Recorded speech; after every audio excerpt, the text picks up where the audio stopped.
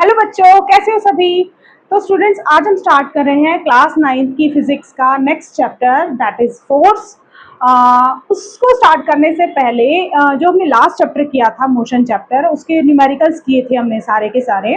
Question number 14 में जो last जो चल रहा था टॉपिक, क्वेश्चन नंबर 14 में कुछ टेक्निकल एरर आ गया था वीडियो रिकॉर्डिंग में। तो कुछ एक आधा मिनट की रिकॉर्डिंग प्रॉपर हो नहीं पाई थी, सॉल्यूशन नहीं आ पा रहा था उसमें। मैंने वीडियो देखी है, सॉल्यूशन नहीं शो हो रहा है वीडियो में। तो उस क्वेश्चन का सॉल्यूशन देख लेते हैं। ये क्वेश्चन नंबर 14 था।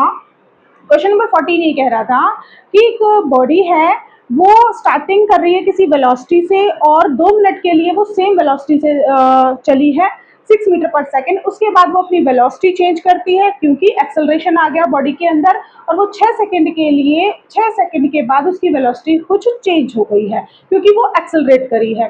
तो बोल रहा है कि वीटी ग्राफ बनाओ और वीटी ग्राफ के थ्रू ही इसका डिस्प्लेसमेंट बताओ। तो हमने क्या किया था, ये सारा हमने एक्चुअली इस वाले क्वेश्चन को जो मैंने यहाँ पर ड्रॉ किया हुआ है, ये सारा एक्सप्लेन्ड है पिछली वीडियो में। मोशन चैप्टर का जो लास्ट न्यूमेरिकल वाला पोर्शन था उसमें एक्सप्लेन्ड है, लेकिन इसका सॉल्यूशन पार्ट रह गया था। तो सॉल्यूशन पार्ट है वो 1 मिनट का, वो देख लेते हैं। एक बार फिर से इसको देख लो। v क्या है, u प्लस at होता है, तो u हमारा 6 है प्लस a हमारा 1 मीटर पर सेकंड स्क्वायर था, t है 6 सेकंड के लिए चेंज हो रहा है तो 12 मीटर पर सेकंड। उसके बाद हमने इसका vt ग्राफ बनाया था, ठीक है, ये उसमें एक्सप्लेन्ड है सारा। बाकी डिस्प्लेसमेंट वाला पोर्शन रह गया था, उसे निकाल लेते हैं। डिस्प्लेसमेंट हमें पता है क्या होता है, एरिया ऑफ vt ग्राफ, यही है। तो ये जो ग्राफ बना है इसका एरिया निकालेंगे। तो देखो, सपोज करो ये वाला पोर्शन देखें, ये वाला जो पोर्शन है एक रेक्टेंगल बना है और इसके बाद ये ट्रेपीजियम बना है। सपोज ये है ए पॉइंट, ये है बी पॉइंट, ये है सी, ये है डी, ये है ई और ये है एफ, ठीक है। तो 2 पोर्शन हो गए, एक रेक्टेंगल एक ट्रेपीजियम। तो यहाँ पर जो एरिया बन रहा है वो बन रहा है area of rectangle plus area of trapezium. 2 portion का एरिया बनेगा यहाँ पर, ठीक है। इनका एरिया, रेक्टेंगल का एरिया हमें पता है, length into breadth, this is length, this is breadth. तो लेंथ कितनी है बच्चों, लेंथ है 120 सेकेंड्स, और ब्रेथ ये वाली वैल्यू कितनी है, यू कितना है देखिए 6 मीटर पर सेकेंड है, ये आ गया।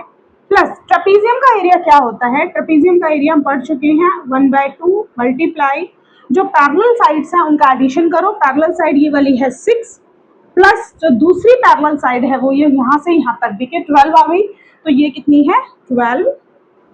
और टाइम पीरियड कितना है, ये वाला टाइम पीरियड कितना है यहाँ से यहाँ तक का, देखिए 120 सेकंड तो यहाँ कंप्लीट है। ये टाइम पीरियड यहाँ पर कितना है 6 सेकंड का, 120 सेकंड के बाद आ रहा है 126 सेकंड। तो ये वाला गैप कितना हो गया 6 सेकंड का, तो 6 सेकंड हो गया। सॉल्व कर सकते हैं, ये कितना आ गया 720 प्लस 12 6 18 18 18 मल्टीप्लाई 3 54, तो आंसर आएगा आपका 774। डिस्प्लेसमेंट है तो मीटर में आंसर आएगा, ठीक है। तो यही वाला पोर्शन उस वाली वीडियो में जो दिखाई नहीं दे रहा है, या तो टेक्निकल एरर आया है या वीडियो पता नहीं कहाँ एडिटिंग में दिक्कत हुई है, क्या हुआ है, वो पोर्शन मिस हो गया है वहां पर। तो ये वाला मैंने यहाँ पर कर दिया है आपके लिए, 774 मीटर इसका आंसर आ रहा है, ठीक है। तो ये वाला पार्ट रह रहा था पिछले वाले चैप्टर से। Now come to the next chapter. Chapter है हमारा नेक्स्ट फोर्स पर। आज जो पढ़ेंगे वो फोर्स को ही डिटेल में पढ़ेंगे थोड़ा सा। पूरा पोर्शन, पूरा जो चैप्टर है वो फोर्स के अराउंड ही रिवॉल्व करेगा, फिर फोर्स कैसे वर्क करता है, क्या लॉज आए, सब कुछ। अच्छा, एक चीज और, 9th की फिजिक्स में, क्लास 9th की जो फिजिक्स है हमारी, है ना, उसमें 4 चैप्टर है बेसिकली हमारे, जो न्यू एनसीईआरटी कह रही है। पहला चैप्टर हम ऑलरेडी कर चुके हैं मोशन का, दूसरा चैप्टर हम आज से स्टार्ट करने वाले हैं वो फोर्स है। बेसिकली फोर्स से रिलेटेड सारे कंसेप्ट है, हाउ फोर्स अफेक्ट मोशन, ये आपका सेकंड चैप्टर है। थर्ड जो चैप्टर है वो है वर्क और एनर्जी का, ठीक है, वर्क एनर्जी मशीन्स वगैरह सब डिटेल में पढ़ेंगे 9th क्लास के हिसाब से। और फोर्थ चैप्टर है साउंड वेव्स का। ये फिजिक्स के टॉपिक्स है हमारे क्लास 9th की साइंस में, ठीक है। तो अभी हमारा फर्स्ट तो कंप्लीट हो गया, मोशन चैप्टर विद न्यूमेरिकल, सारे न्यूमेरिकल हमने कर लिए हैं एनसीईआरटी की बुक के। Now come to the chapter number 2, force. ठीक है। अच्छा स्टूडेंट्स, एक बात बताओ कि हमने मोशन चैप्टर पढ़ा है, मोशन चैप्टर में हमने डिस्प्लेसमेंट पढ़ा, डिस्टेंस पढ़ा, चेंज इन स्पीड, वेलोसिटी पढ़ा, एक्सेलरेशन पढ़ा। सोचा कि जो जैसे स्पीड चेंज होती है, वेलोसिटी चेंज होती है, या फिर बॉडी एक पोजीशन से दूसरी पोजीशन पर जा रही है, बॉडी में एक्सेलरेशन आ रहा है, क्या वजह है उसकी, क्या रीजन है? कोई ना कोई कॉज तो होगा, बिना किसी कॉज के कोई काम नहीं होता, कोई ना कोई कॉज होगा, कोई ना कोई कारण होगा। सपोज करो, एग्जांपल लेते हैं हम, मोशन से रिलेट करेंगे हम, चैप्टर जो है एक दूसरे से कनेक्ट होंगे सारे चैप्टर। ये जो चैप्टर है ना, जैसे पहला चैप्टर मोशन है, अब जो नेक्स्ट चैप्टर है लिंक्ड है, सारे चैप्टर एक दूसरे से लिंक्ड होते हैं, सारे टॉपिक्स लिंक्ड होते हैं। तो सपोज फॉर एग्जांपल लेते हैं हम, सपोज बॉल को किक किया जा रहा है, एक बच्चा है जो कि बॉल को किक कर रहा है, ठीक है, एक बॉल है वो रेस्ट पोजीशन पे पड़ी हुई है, एक बच्चा आता है उसको किक करता है, तो क्या हुआ, किक करने से उसका जो रेस्ट पोजीशन था वो मोशन में आ जाती है बॉल, ठीक है, रेस्ट पोजीशन किस में बदल गई, मोशन में। तो कोई ना कोई एक्सटर्नल एजेंट काम कर रहा है, चाहे वो बच्चा उसको किक कर रहा है तो एक एक्सटर्नल एजेंट काम करता है, वो एक्सटर्नल एजेंट क्या है, फोर्स, ठीक है। और एग्जांपल लेते हैं, सपोज करो एक बैट से एक बॉल को हिट किया जा रहा है, स्ट्राइक कर रही है, एक बैट से एक बॉल स्ट्राइक कर रही है, जैसे ही बॉल बैट से स्ट्राइक करती है उसकी स्पीड में चेंज आ जाता है, बॉल की स्पीड में, मतलब जा कहीं और रही है और एकदम से बैट ने स्ट्राइक किया, उसकी स्पीड में चेंज आ गया, उसकी डायरेक्शन में भी चेंज आ सकता है, आता ही है जनरली, ठीक है। तो यहाँ पर भी कोई ना कोई एक्सटर्नल एजेंट काम कर रहा है, वो कौन है, फोर्स। और एग्जांपल लेते हैं, सपोज करो आपके हैंड में एक लेमन है, नींबू है, उसको आप स्क्वीज कर रहे हो, स्क्वीज कर रहे हो, निचोड़ना, ठीक है। तो स्क्वीज करने से क्या हुआ, आपने एक फोर्स लगाया, कुछ ना कुछ एक्सटर्नल चीज दी, एक्सटर्नल एजेंट वर्क किया, तो जो एक्सटर्नल एजेंट है वो क्या है, फोर्स, ठीक है। तो बेसिकली हमने ये सब काम, ये सब चीजें जो चेंजेस हुए उनमें कौन वर्क कर रहा है, उनमें वर्क कर रहा है हमारा फोर्स। तो हमारा आज का जो लेक्चर होगा वो फोर्स पे होगा। फोर्स क्या है, अभी हमने एग्जांपल से समझा फोर्स क्या है, या तो पुश या पुल, या तो पुश किया, आपने पुश कर रहे हो या पुल कर रहे हो, ठीक है, एक्सटर्नल फोर्स लगा रहे हो, वो सब क्या है, पुश पुल, ये सब क्या है, हमारे फोर्स है। तो आज का लेक्चर हमारा रहेगा क्लास 9 की फिजिक्स का, चैप्टर नंबर 2 है ये, chapter number 2, how force affect motion, ये है हमारे चैप्टर का नाम, how force affect motion. Lecture number 1 रहेगा। टॉपिक क्या रहेगा, टॉपिक रहेगा फोर्स, ठीक है। अब इसी फोर्स से रिलेटेड हम पढ़ेंगे आज के लेक्चर में इफेक्ट ऑफ फोर्स, एक तो ये टॉपिक पढ़ेंगे, नेक्स्ट टॉपिक हम पढ़ेंगे, फोर्स पढ़ेंगे सिंपली, इफेक्ट ऑफ फोर्स पढ़ेंगे, और थर्ड टॉपिक पढ़ेंगे आज के लेक्चर में टाइप्स ऑफ फोर्स। ये आज के लेक्चर के हमारे टॉपिक्स रहेंगे, ठीक है। चलो चलते हैं आगे, ये है आज के लेक्चर का, force, effect of force and types of force, ठीक है। तो फोर्स क्या है, फोर्स पे पहले बात कर लें, फोर्स क्या चीज है। फोर्स है स्टूडेंट्स, यहाँ पे लिख देती हूँ चैप्टर 2 फोर्स, आज हम क्या पढ़ रहे हैं, फोर्स, लेक्चर नंबर 1, ठीक, ओके। तो फोर्स क्या है, फोर्स इज ए पुश और pull which change or try to change the configuration, configuration में कुछ भी हो सकता है, बॉडी की पोजीशन चेंज हो सकती है, कॉन्फ़िगरेशन वर्ड एक कॉमन वर्ड हो जाएगा, बॉडी की वेलोसिटी, स्पीड, सिंपली वर्ड का ही, मोशन में चेंज आ सकता है, बॉडी के चलते चलते डायरेक्शन चेंज हो सकती है, बॉडी की शेप में चेंज आ सकता है, जैसा कि अभी हमने लेमन का एग्जांपल लिया। Try to change the configuration of an object, ठीक है। ए पुश और पुल विच चेंज और try to change the configuration of an object, या तो वो चेंज कर देता है वो फोर्स बॉडी की कॉन्फ़िगरेशन को, कोई भी कॉन्फ़िगरेशन चेंज हो सकती है, या उसको चेंज करने की कोशिश करता है, तो वो क्या है हमारा फोर्स। ठीक है। नेक्स्ट बात इसके अंदर आती है, force has magnitude as well as direction। Magnitude भी होता है, वैल्यू तो होती है, ठीक है, और डायरेक्शन भी होती है। अगर डायरेक्शन हम फोर्स को बताते वक्त डायरेक्शन की बात ना करें तो फोर्स के बारे में पूरी इंफॉर्मेशन हम नहीं निकाल सकते। डायरेक्शन का पता होना जरूरी है। सपोज करो कि दो लोग हैं, एक रोप को, एक रस्सी को एक इधर से खींच रहा है, एक इधर से खींच रहा है, ठीक है। सब अगर दोनों साइड से सेम फोर्स लगेगा तो रोप वहीं की वहीं रहेगी, लेकिन एक साइड से अगर फोर्स ज्यादा लग गया, जिधर भी डायरेक्शन से लगा, और दूसरी साइड से कम लगा, तो उस ही डायरेक्शन में रोप खिंच जाएगी। तो डायरेक्शन का कंसेप्ट जरूरी है फोर्स के अंदर, डायरेक्शन के बिना फोर्स आगे नहीं बढ़ता, ठीक है। अच्छा, इसको मेजर किसमें, अच्छा मैग्नीट्यूड और डायरेक्शन है तो कैसी क्वांटिटी है स्टूडेंट्स, ये वेक्टर क्वांटिटी है, एंड डिनोटेड वेक्टर है बाय, कैसे डिनोट की जाएगी, एफ, फोर्स के लिए एफ लगा देते हैं और ऊपर है वेक्टर, ठीक है, डिनोटेड बाय एफ। यूनिट क्या है इसकी, यूनिट है न्यूटन, ठीक है, इसकी यूनिट क्या है, न्यूटन, ठीक है, ये ध्यान रखिएगा, इसकी यूनिट है न्यूटन, ठीक है। बेसिकली इसको ना कैपिटल एन से शो करते हैं, नॉट स्मॉल एन। तो फोर्स की यूनिट है हमारी न्यूटन।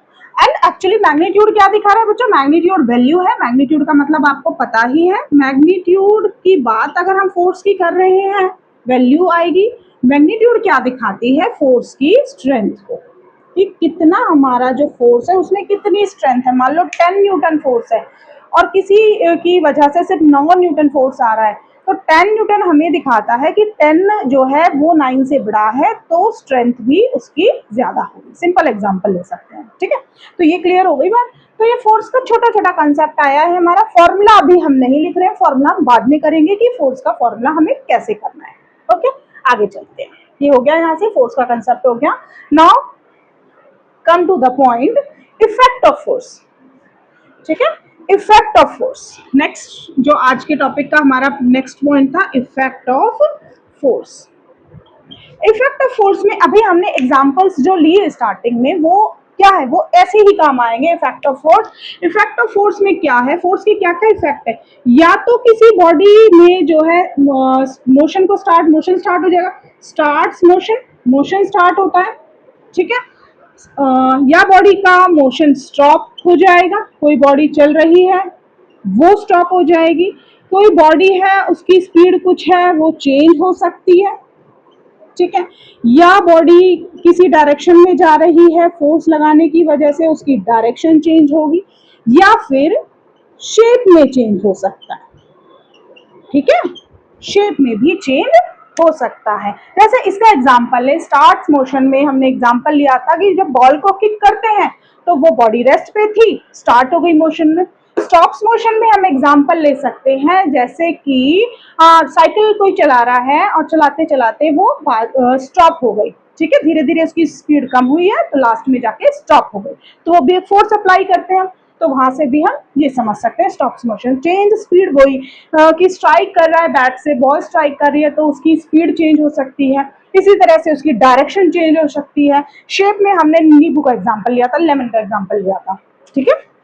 तो ये सब चीजें जो हैं हमारे इफेक्ट ऑफ फोर्स में काम आती है। अगर आपसे पूछे तो इफेक्ट ऑफ फोर्स क्या है, ये सब हमारे इफेक्ट ऑफ फोर्स है। Now types of force, yes, important topic है, सारे ही इंपॉर्टेंट है। देखो जब तक समझ नहीं आते तो एक्चुअली इंपॉर्टेंट तो सभी टॉपिक है, क्योंकि बेस है ये सारे टॉपिक्स। कोई भी कंसेप्ट आप पढ़ रहे हो स्टार्टिंग से इंपॉर्टेंट सब कुछ होता है, इंपॉर्टेंट सब कुछ होता है, कहीं ना कहीं कोई ना कोई चीज काम आती ही आती है, ठीक है। तो टाइप्स ऑफ फोर्स, बेसिकली हम दो टाइप के फोर्स पढ़ते हैं, एक है कॉन्टैक्ट फोर्स और दूसरा होता है non contact force.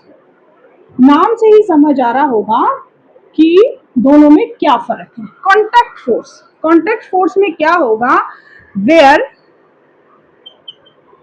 To surfaces या objects are in physically in contact. जहां पर दो सरफेसेस, दो ऑब्जेक्ट फिजिकली कॉन्टैक्ट में हो। और नॉन कॉन्टैक्ट में क्या होगा, not in physical contact, objects physical contact में नहीं है, फिर भी फोर्स लगेगा। तो एक एक करके समझते हैं हम कॉन्टैक्ट फोर्स में क्या क्या हमारे टाइप्स आ रहे हैं और नॉन कॉन्टैक्ट फोर्स में हमारे क्या क्या टाइप आ रहे हैं। तो पहले ले रहे हैं हम कॉन्टैक्ट फोर्स, ओके, जहां पर फिजिकली कॉन्टैक्ट में होंगे दो सरफेसेस, दो ऑब्जेक्ट्स। तो कॉन्टैक्ट फोर्स का जो पहला आ रहा है हमारा कॉन्टैक्ट फोर्स है, हमारा कॉन्टैक्ट फोर्स पढ़ेंगे पहले फोर्स। तो इसमें सबसे पहले हम ले रहे हैं मस्कुलर फोर्स।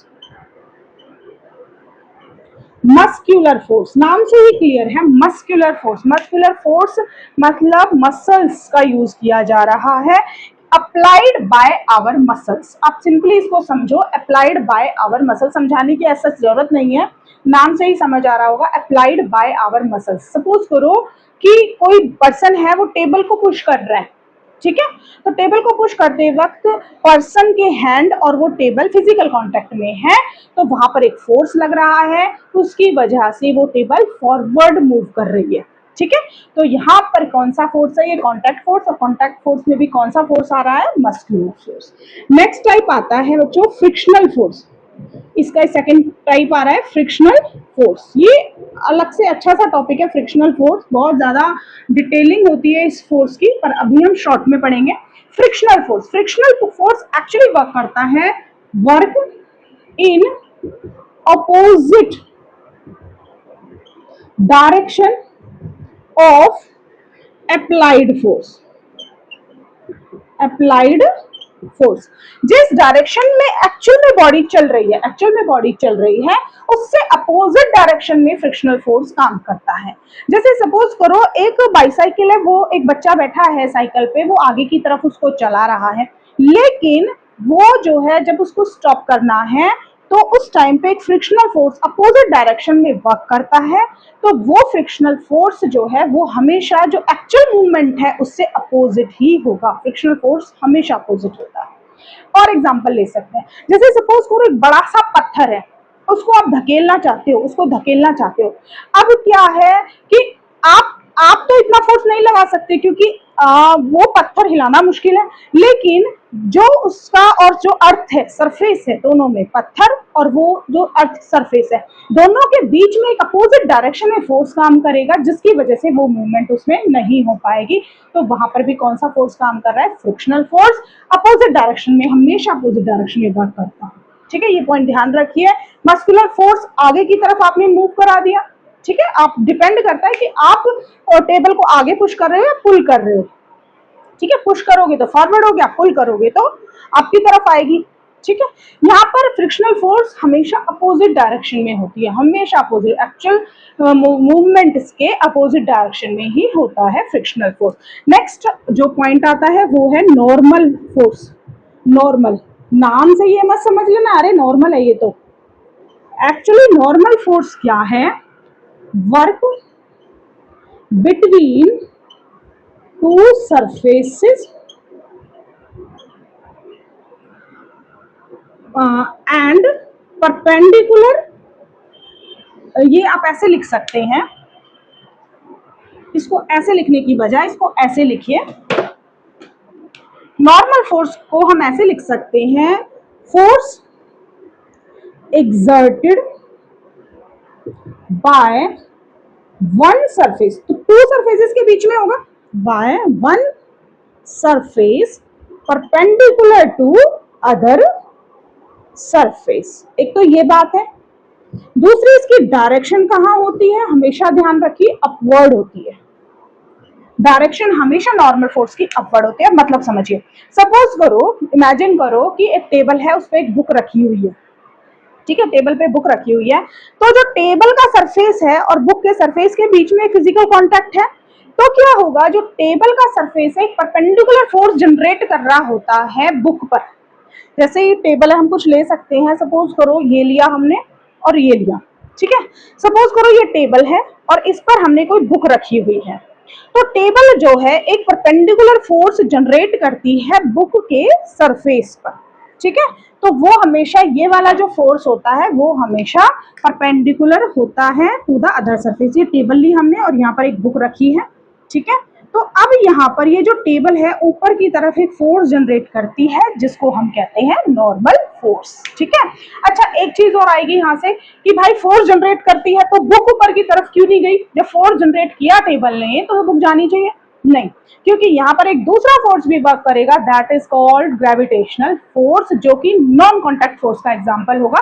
अभी हम समझेंगे ग्रेविटेशनल फोर्स कैसे वर्क करता है, ठीक है। तो यहाँ पर नॉर्मल फोर्स की हम बात कर रहे हैं, नॉर्मल फोर्स को समझा, ठीक है। परपेंडिकुलर टू द सरफेस होता है इन अपवर्ड डायरेक्शन, ठीक है। नेक्स्ट वर्ड आता है टेंशन फोर्स। टेंशन, टेंशन मतलब टेंशन फोर्स के नाम से, टेंशन फोर्स। नेक्स्ट आता है tension force.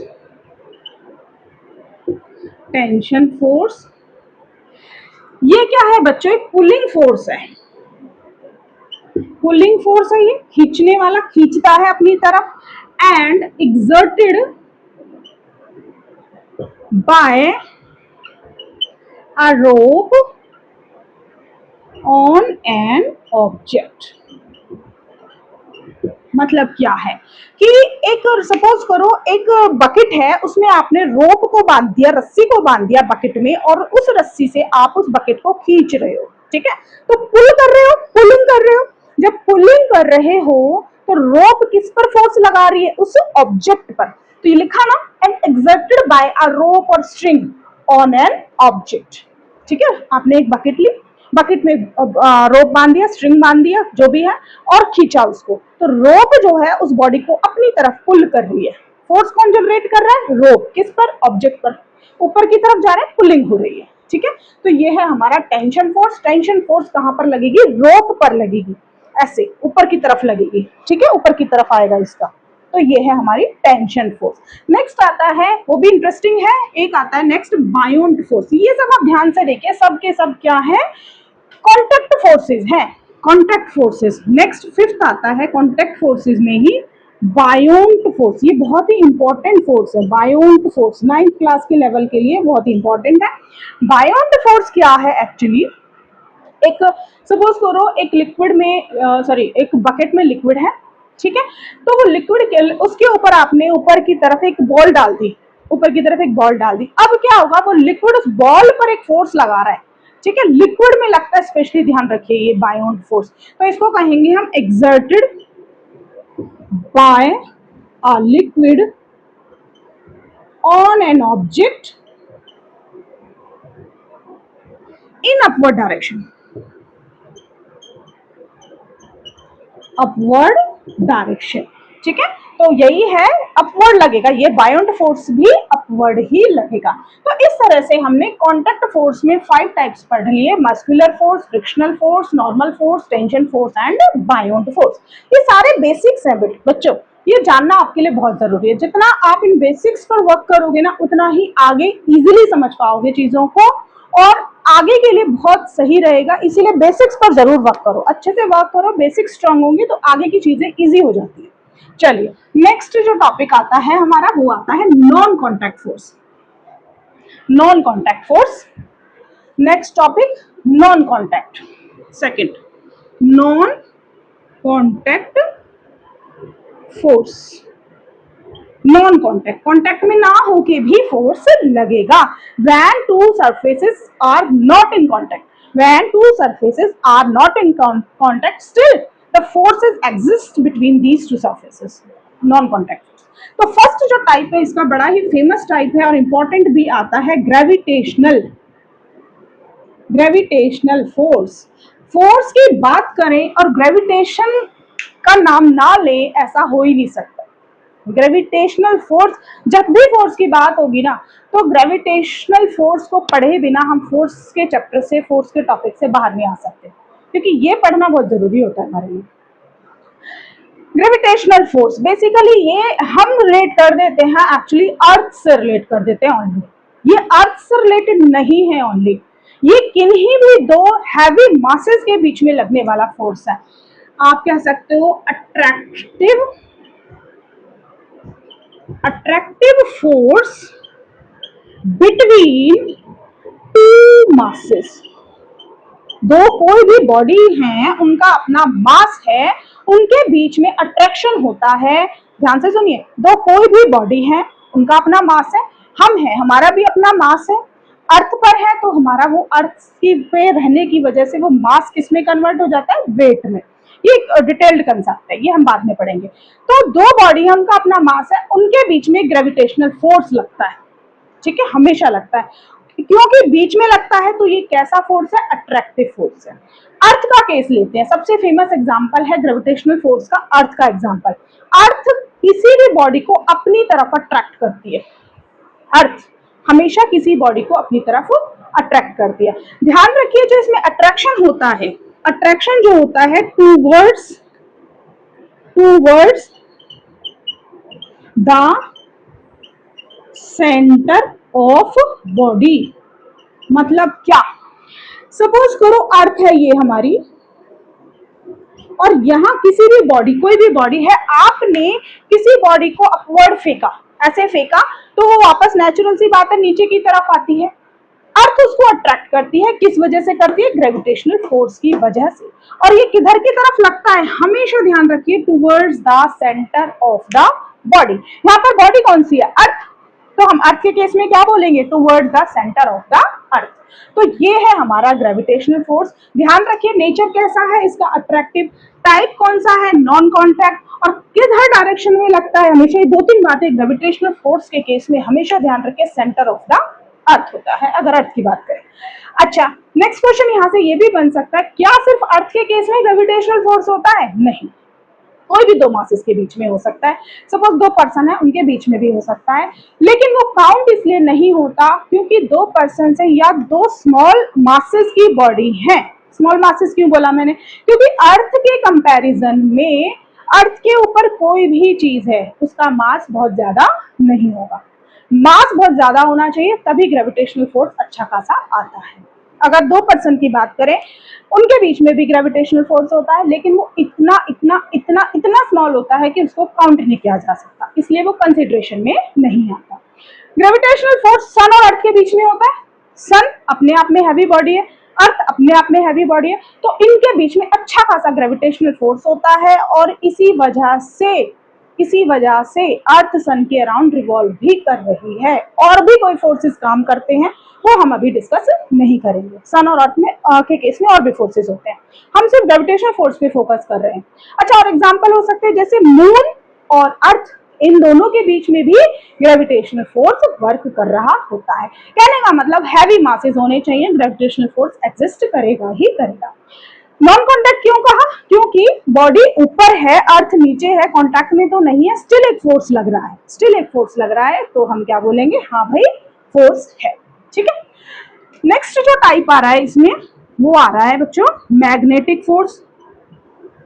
Magnetic force, magnetic force क्या है, मैग्नेटिक फोर्स भी आप कह सकते हो एक अट्रैक्टिव ही कह सकते हो। कोई आप मैग्नेट ले रहे हो और कोई आयरन, आपको पता है मैग्नेट जो है आयरन के टुकड़े को अपनी तरफ अट्रैक्ट करती है, एक अट्रैक्टिव फोर्स हो सकता है।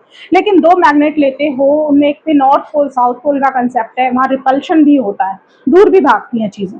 ठीक है, हम सिर्फ एक बेसिकली यहाँ ये समझने की कोशिश कर रहे हैं कि कांटेक्ट ना होते हुए भी बॉडी एक दूसरे को पुश या पुल कर सकती है, एक दूसरे धकेल भी सकते हैं या अट्रैक्ट भी कर सकती हैं। तो मैग्नेटिक फोर्स में क्या होगा, आयरन को कौन अट्रैक्ट कर रहा है, मैग्नेट अट्रैक्ट कर रही है, तो ये कौन सा फोर्स है, मैग्नेटिक फोर्स। और टाइप कौन सा है, नॉन कॉन्टैक्ट। इसी तरह से जो तीसरा टाइप हम ले सकते हैं, वो ले सकते हैं इलेक्ट्रोस्टैटिक। इलेक्ट्रोस्टैटिक फोर्स, इलेक्ट्रोस्टैटिक कोई भी दो बॉडी जो इलेक्ट्रिकली चार्ज हो जाएं, इलेक्ट्रिकली चार्ज दो बॉडी होती हैं, वो एक दूसरे को फोर्स लगाती हैं, इलेक्ट्रोस्टैटिक फोर्स लगाती हैं। फॉर एग्जाम्पल, मैंने एक शॉर्ट वीडियो भी बनाई थी जिसमें बताया था कि कैसे एक इलेक्ट्रिकली चार्ज कॉम पेपर्स को, जो पेपर के स्मॉल पीसेस कर लो, उनको कैसे अपनी तरफ अट्रैक्ट करते हैं। ठीक है, तो वहां पर क्या होता है, कॉम्ब हेयर पे आप रब करोगे तो वहां से वो इलेक्ट्रिकली चार्ज हो जाता है और पेपर्स को अपनी तरफ अट्रैक्ट करता है। तो यहाँ पर भी कौन सा, अच्छा, बिना छुए, बिना टच करे वो अट्रैक्ट कर रहा होता है उन पेपर्स को। ठीक है, तो ये भी कौन सा फोर्स हो गया, नॉन कॉन्टैक्ट फोर्स। तो इस तरह से हम सिंपली अभी फोर्स को समझने की कोशिश कर रहे हैं, फोर्स को एक्चुअली में फील लेने की कोशिश कर रहे हैं। जितना हम बेसिक्स में अच्छे से उनको समझ पाएंगे ना, उतना ही अंदर जाना इजी हो जाता है। मैं अपने हर वीडियो में यही बताती हूँ कि आप पहले बेसिक चीज को पकड़ लीजिए, कंसेप्ट को पकड़ लीजिए। पढ़ना बहुत आसान है, पढ़ना बहुत ही आसान होता है, पढ़ना कोई मुश्किल चीज नहीं होती। अगर आपने कंसेप्ट को पकड़ लिया ना, सारी चीज आप ऑटोमेटिकली कर लोगे।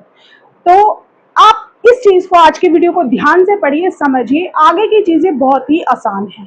ठीक है, थोड़ा मैथ्स लगेगा, थोड़ा कंसेप्ट लगेगा और हमारी फिजिक्स सॉल्व हो जाएगी, बस, कुछ भी नहीं है। ठीक है, तो आज का टॉपिक हम इतना ही स्टॉप करते हैं। नेक्स्ट लेक्चर में आगे पढ़ेंगे balance, unbalanced forces, Newton loss पढ़ेंगे। इंटरेस्टिंग टॉपिक होने वाला है नेक्स्ट लेक्चर भी। तो आज का टॉपिक ध्यान से पढ़िए, खुश रहिए, पढ़ते रहिए।